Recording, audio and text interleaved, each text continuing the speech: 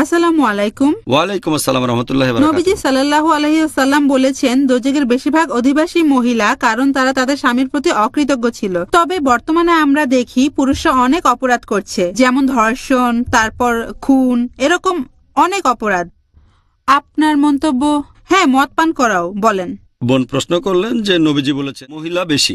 যদি আপনি এভাবে ধরে নেন সাধারণ একটা অঙ্কের সমীকরণের মতো যে একই পার্সেন্টেজের পুরুষ এবং মহিলা দোজখের অধিবাসী হবে, আর একই পার্সেন্টেজের পুরুষ এবং মহিলা তারা বেহেশতের অধিবাসী হবে, এবং একই পার্সেন্টেজ দোজখে।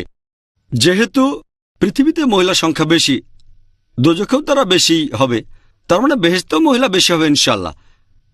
কারণ আরেকটা হাদিসে আছে নবীজি বলেছেন প্রত্যেক পুরুষের জন্য কয়েকজন হুর থাকবে। এভাবেও যদি হিসেব করেন তাহলে বেহেশতেও মহিলার সংখ্যা বেশি হবে। তাই এত বেশি হতাশ হবেন না, এখানেও কিছু ভালো জিনিস আছে। আমাদের নবীজি বলেছেন যে বেশিরভাগ মহিলা দোজখে যাবে। এর অন্যতম একটা কারণ হচ্ছে তারা স্বামীর প্রতি অকৃতজ্ঞ ছিল। পুরুষরা কোন কারণে দোজখে যাবে সেটা এখানে বলা হয়নি। হতে পারে খুন, আমি জানি না, তবে সেটাও হতে পারে। সব পুরুষই তো খুন করে না, তার মানে এই না যে পুরুষরা দোজখে যাবে না। তবে মহিলারা যে দোজখে যাবে তার অন্যতম প্রধান কারণ হচ্ছে তারা স্বামীদের প্রতি অকৃতজ্ঞ ছিল। এই কারণে এখনকার দিনে দেখবেন মহিলারা স্বনির্ভর হওয়ার জন্য চেষ্টা করছে। এই চেষ্টা করতে গিয়ে তারা কোরআন সুন্নাহ থেকে দূরে সরে যাচ্ছে। হাদিসটা ঠিক আছে, তবে তার মানে এই না যে পুরুষরা দোজখে যাবে না।